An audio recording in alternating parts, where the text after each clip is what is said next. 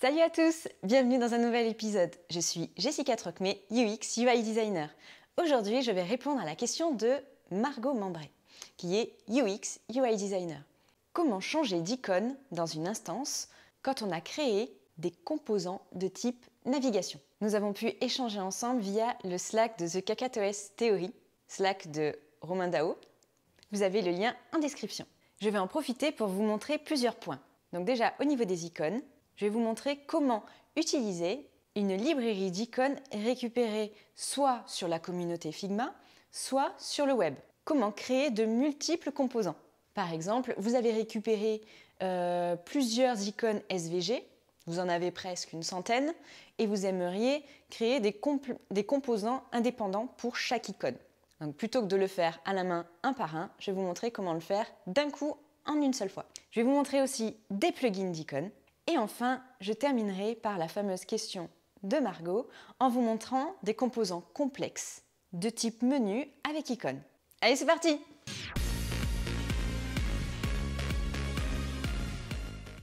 Alors déjà, nous allons regarder comment faire pour récupérer des icônes via par exemple la communauté. Vous cliquez sur la colonne de gauche, Community. Vous avez le moteur de recherche ici. Ou alors, vous avez des liens rapides, des filtres rapides avec, là par exemple, icône. Moi, je voulais chercher icon font pour voir un peu ce qui ressort. On en a plusieurs et notamment Geoffrey Croft, que je connais de LinkedIn, qui a créé un template sous Figma. On va le récupérer. D'ailleurs, il a fait plusieurs choses. Pour pouvoir le récupérer, vous cliquez dessus et ensuite vous cliquez sur Duplicate. Ça vous le télécharge et ça vous l'ouvre. Et là, vous voyez tout le set d'icônes qu'il a créé et ce sont tous des composants. Donc, pas besoin de faire la manip, de les transformer en composants. Ils sont tous indépendants. Donc, on va voir au niveau des autres. Alors, icon. Et là, vous voyez, vous en avez plein. Et notamment, un des plus connus, Material Design Icons. Donc, pareil, vous faites dupliquer. Et vous avez différents types d'icônes. Voilà, donc là, les sets, ils sont vraiment bien complets. Et de même, là, vous avez vraiment tous les icônes avec les composants tous séparés en fait.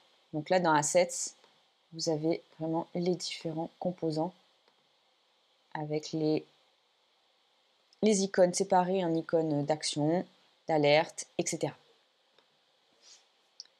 Donc voilà comment faire pour récupérer des icônes tout faits.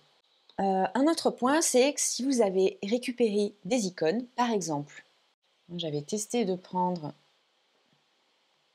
je vais vous montrer le site, hop, ici, sur Eva Icons. Donc j'ai récupéré en fait tout un set.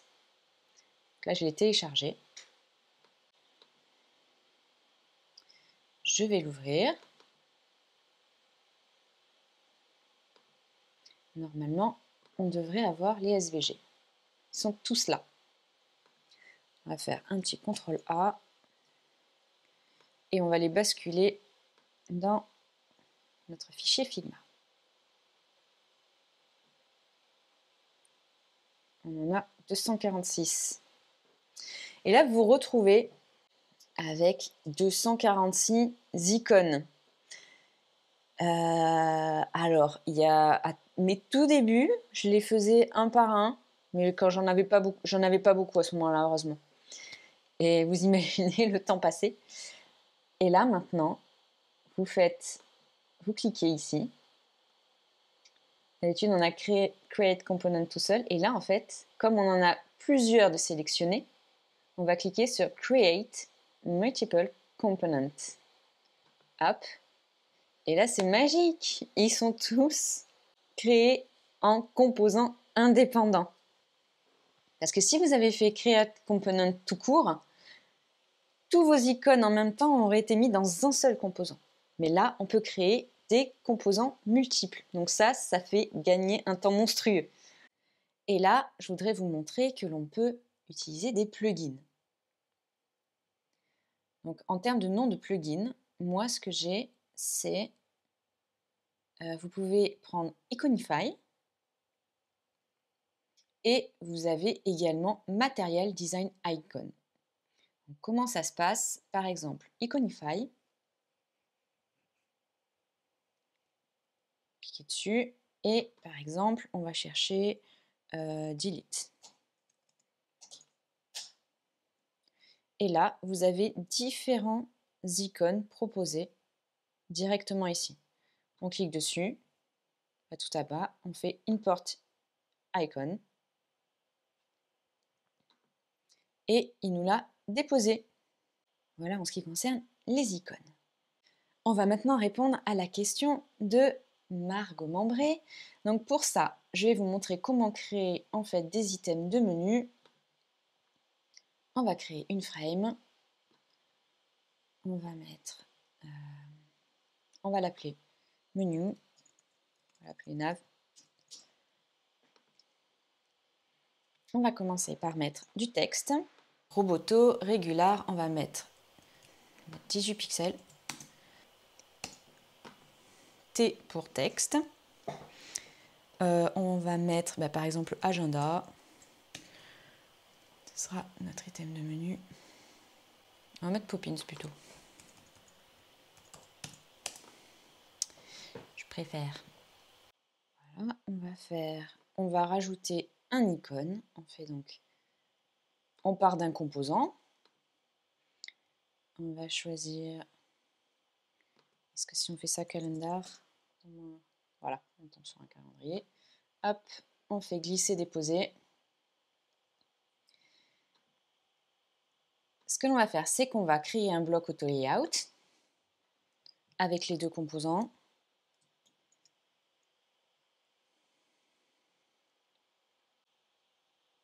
On va mettre une distance de 8 pixels entre les deux.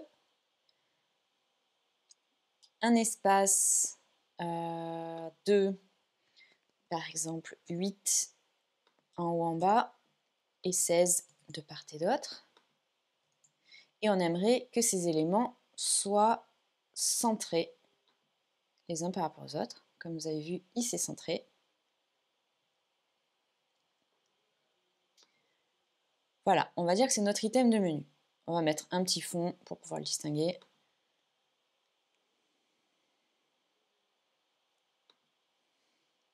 Mettre des petits bords de 5. Allez hop. On a notre premier item. On va créer un composant. On va l'appeler nav. Et on va créer des variantes.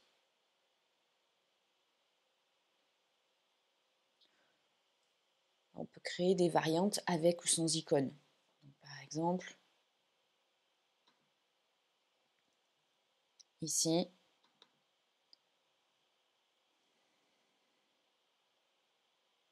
on va enlever l'icône. Et là, vous voyez qu'on a une version du coup sans icône. On va mettre du true false avec icône.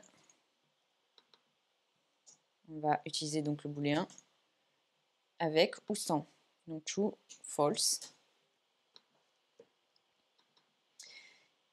Et donc dans notre page, on va mettre un item de menu. Assets. On va fermer ça.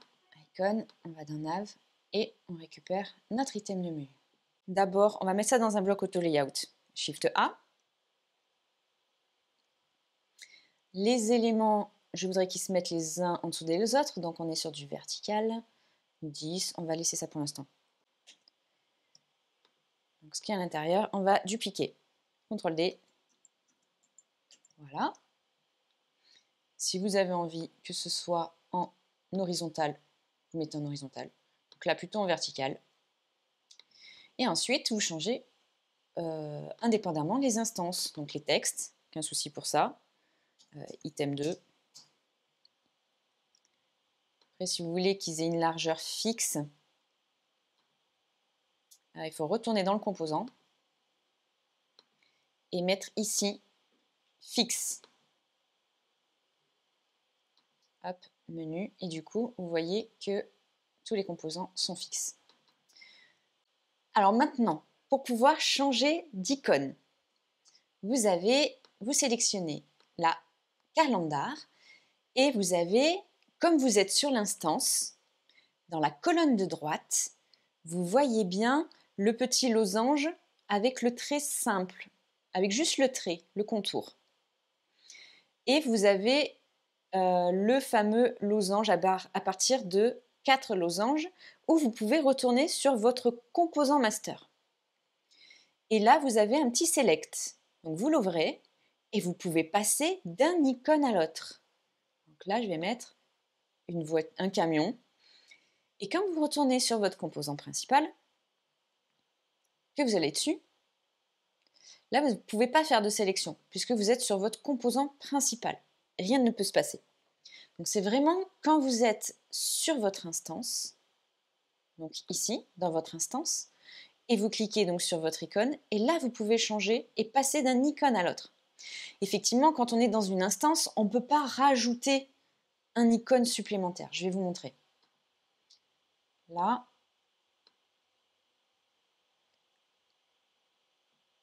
Vous voyez, on ne peut pas rajouter d'icône dans une instance. Il faudrait que ce soit dans le composant. Mais là, comme ce sont tous des composants eux-mêmes, les icônes, on peut passer dans ce composant, à l'intérieur, l'icône qui est un composant, on peut passer d'un composant icône à l'autre. Je reviens. Donc de même ici, vous êtes sur votre instance, vous cliquez sur l'icône et vous choisissez un autre icône. Et là, c'est bon. Vous pouvez passer et changer tous les icônes de vos instances, sans pour autant avoir à ajouter tous les icônes possibles dans votre composant master, puisque ce sont eux-mêmes des composants. Et voilà, c'est tout pour aujourd'hui. J'espère que ça va vous aider. N'hésitez pas à me dire en commentaire si cela a été utile pour vous. Et surtout, n'oubliez pas de vous abonner et d'actionner la petite cloche pour être notifié des prochaines vidéos. Allez, à la semaine prochaine. Salut!